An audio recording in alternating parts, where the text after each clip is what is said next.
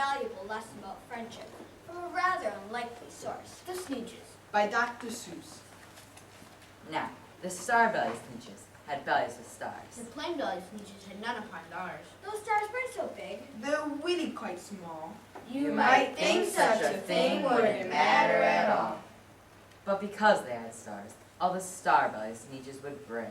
We're the best kind of sneaks on the beaches. With their snoots in the air, they'd sniff and they'd snort. We'll have nothing to do with the plain belly sort. And whenever they met some, when they were out walking, They'd hike right on by them without even talking. When the star-bellied children went out to play ball, could the plain belly get in the game? Not at all. You could only play if your belly had stars. and the plain-belly children had none upon theirs. When the star belly Sneeches had Frankfurter roast, Or picnics? Or parties. Or marshmallow toasts. They never invited the plain belly Sneeches. they left them out cold in the dark of the beaches. They kept them away, never let them come near. And that's how they treated them, year after year. Then one day, it seems, while the plain belly Sneeches were moping and doping alone on the beaches, Just sitting there wishing their bellies had stars. a stranger zipped up in the strangest of cars. My friends, He announced with voice clear and keen. my name is Sylvester McMonkey McBean. I've heard of your troubles. I've heard you're unhappy. But I can fix that. I'm the fix-it-up chappie. I've come here to help you. I have what you need. My prices are low, and I work at great speed.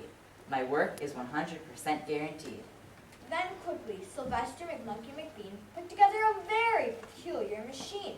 And he said, You want stars like a star-belly Sneech? My friends, you can have them for $3 each. Just pay me your money and hop right aboard. so they clambered inside. Then the big machine roared, And it climbed. And it bumped. and it jerked. And it burped. And it bopped them about. But the thing really worked. When the plain belly Sneeches popped out, they had stars. They actually did. They had stars upon ours. Then they yelled at the ones who had stars at the start. We're exactly like you. You can't tell us apart.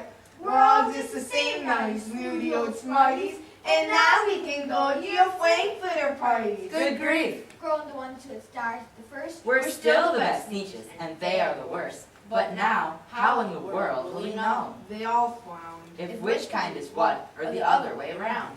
Then up came McBean with a very sly wink, and he said, Things are not quite as bad as you think. So you don't know who's who. That's perfectly true. But come with me, friends. Do you know what I'll do? I'll make you again the best Sneeches on beaches, and all it will cost you is $10 each. Belly stars are no longer in style. Said McBean. What you need is a trip for my star-off machine. This wondrous contraption will take off your stars, so you won't look like Sneeches who have them on theirs. And that handy machine, working very precisely, removed all the stars from their tummies quite nicely. Then the snoots in the air, they paraded about, and they opened the beats, and they let us shout. We know who is who, now there isn't a doubt. The best kind of Sneeches are Sneeches without. Then, of course, those with stars all got frightfully mad. To be wearing a star was now frightfully bad. Then, of course, old Sylvester McMonkey McBean invited them into his star-off machine. Then, of course, From then on, as you probably guessed, things really got into a horrible mess.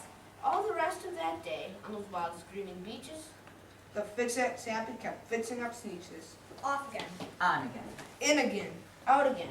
Through the machines they raced round and about again. Changing their stars every minute or two. They kept paying money. They kept running through. Until neither the plane nor the star-bellies knew, Whether this one was that one. Or that one was this one. Or which one was what one. or what one was who. Then, when every last cent of their money was spent, The fix-it-up chappie packed up and he went. And he laughed as he drove in his car up the beach. They never will learn. No, you can't teach a Sneech.